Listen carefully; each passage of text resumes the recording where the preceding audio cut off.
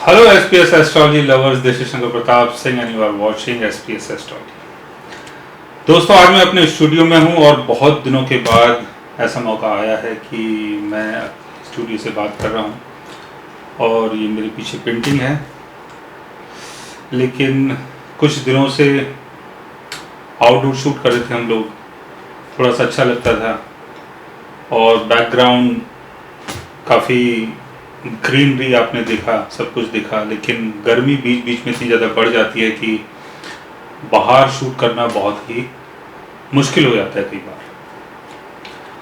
और आज थोड़ा सा माइंड ऐसा है कि मैंने सोचा कि चलो थोड़ा रेस्ट करते हैं, दिमाग को थोड़ा सा शांति देते हैं और अपने स्टूडियो में बैठ के आराम से शूट करते हैं। तो आज का क्वेश्चन लेते हैं और आज का क्वेश्चन हमें भेजा है नवीन कुमार शर्मा जी ने। और ऐसे बहुत सारे क्वेश्चन हैं मेरे पास, आप देखें कि बहुत क्वेश्चंस हैं। इसमें सोनू और परब, प्रणवधर, रितिका, लकी, विनायक पांडे, पद्मा कुमार, जसपाल, तो ऐसे बहुत सारे क्वेश्चंस हैं आप लोगों के जो एक एक करके मैं इनका जो भी आंसर बनता है उसको दूंगा, ताकि आपका भी बेनिफिट हो और उन लोगों का भी बेनिफिट हो जो लोग एस्ट्रोलॉजी को सीख रहे हैं, जानने की कोशिश करते हैं।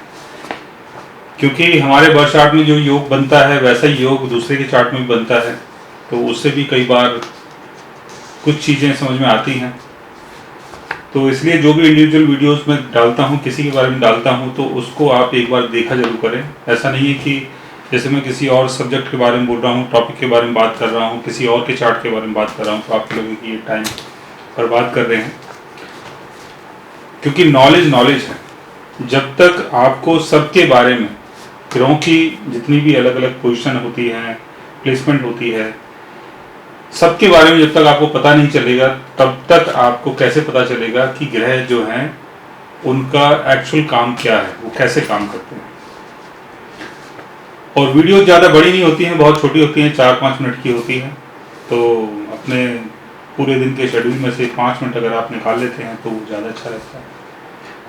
तो नवीन जी का क्वेश्चन लेते हैं और इन्होंने लिखा है, जय श्री राम गुरु जी। तो आपको भी जय श्री राम और बहुत बहुत धन्यवाद कि आपने अपने विचार रखे। और जो आपके विचार हैं वो ये हैं, गुरुजी ऐसा कौन सा योग है जिसके कारण जातक के सामने किसी की भी मृत्यु नहीं होती है। देखिए, जिस योग के बारे में आपने बात किया है, जब मैं एस्ट्रोलॉजी सीख रहा था, पढ़ रहा था, और इससे एक चीज़ और भी निकल के आती है, वो मैं बताना चाहता हूँ। क्योंकि बहुत सारे हमारे जो दोस्त यार हैं, भाई लोग हैं, वो कई बार पूछते हैं कि जी आप उस बुक का नाम बताइए जो आप पहले कभी आपने पढ़ा हो या जहाँ से आपको नॉलेज मिली हो। देखिए, ऐसी कोई भी बुक नहीं है और कोई भी ऐसा ब्लॉग नहीं है। बेसिक्स जितनी भी चीज़ें होती हैं, चाहे वो किसी फील्ड में हो, तो जो बेसिक नॉलेज होती है वो आपको कहीं से भी मिल सकती है। लेकिन एक्चुअल जो ज्ञान है वो पैदा जब होता है जब आप इस फील्ड में रिसर्च करते हैं, यानी जब आपकी बेसिक नॉलेज कंप्लीट हो चुकी है और उसके बाद जब आप किसी का चार्ट देख रहे हैं और उसको बहुत डीप तरीके से जब जाके आप देखते हैं, तो वहाँ से आपको कुछ नई चीज़ें मिलती हैं जो आपके आगे चल के बहुत काम आती है। तो ऐसी कोई पर्टिकुलर बुक नहीं है कि जिसको आप पढ़ के बहुत ज्ञानवान हो जाएं, बहुत विद्वान हो जाएं। आपको जहाँ से भी नॉलेज मिलती है, चाहे वो छोटी बुक है, बड़ी बुक है, किसी नॉन राइटर की है, अननोन की है, जहाँ से जो भी आपको मिल रहा है वो आप वहाँ से लीजिए और उसको अपनी प्रैक्टिस के अंदर डालिए, ताकि आपकी जो नॉलेज है वो और ज़्यादा बढ़ सके।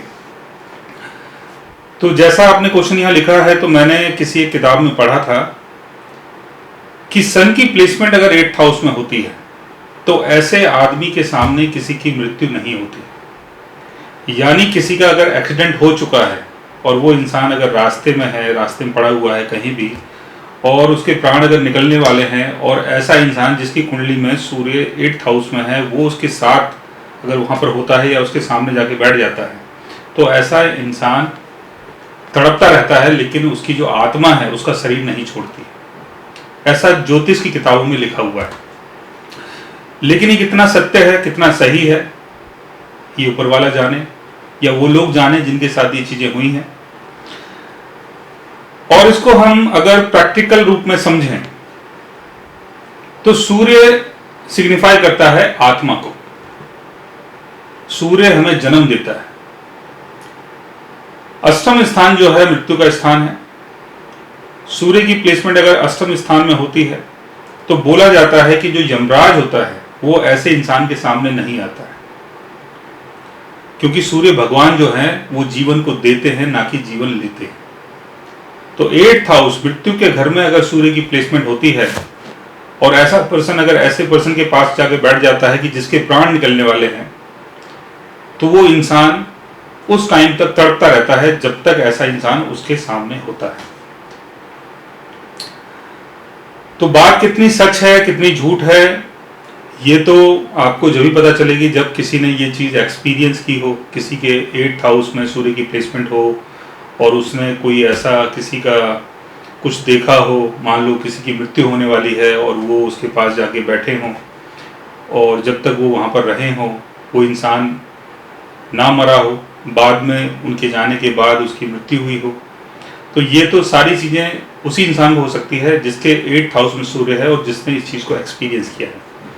लेकिन ज्योतिष की किताबों में ये लिखा हुआ है कि सूर्य अगर 8th हाउस में होता है तो ऐसे इंसान के पास नहीं बैठना चाहिए जिसके प्राण निकलने वाले, यानी ऐसा इंसान तड़पता रहेगा लेकिन मरेगा नहीं। तो बहुत अच्छा क्वेश्चन था नवीन जी आपका, और हम उम्मीद करते हैं कि आगे भी आप अपने ऐसे क्वेश्चंस भेजते रहेंगे ताकि हम उसके ऊपर अच्छी अच्छी वीडियोस बनाते रहें। सो गाइस, आज मैंने आपको बताया एक ऐसे योग के बारे में जिस योग के कारण इंसान अगर किसी के पास बैठ जाता है तो दूसरे इंसान की मृत्यु नहीं होती है जब तक वो उसके सामने बैठा रहता है। अगर आप भी जानना चाहते हैं किसी ऐसे योग के बारे में तो उसके लिए आप हमारे चैनल को सब्सक्राइब कर सकते हैं। और अगर आप हमसे बात करना चाहें, कंसल्ट करना चाहें, पर्सनली हमसे मिलना चाहें तो आप हमारी वेबसाइट के थ्रू, हमारे ऐप के थ्रू हमसे मिल भी सकते हैं, बात भी कर सकते हैं और गाइस आपसे कंसल्ट भी कर सकते हैं। So guys, take care, love you all and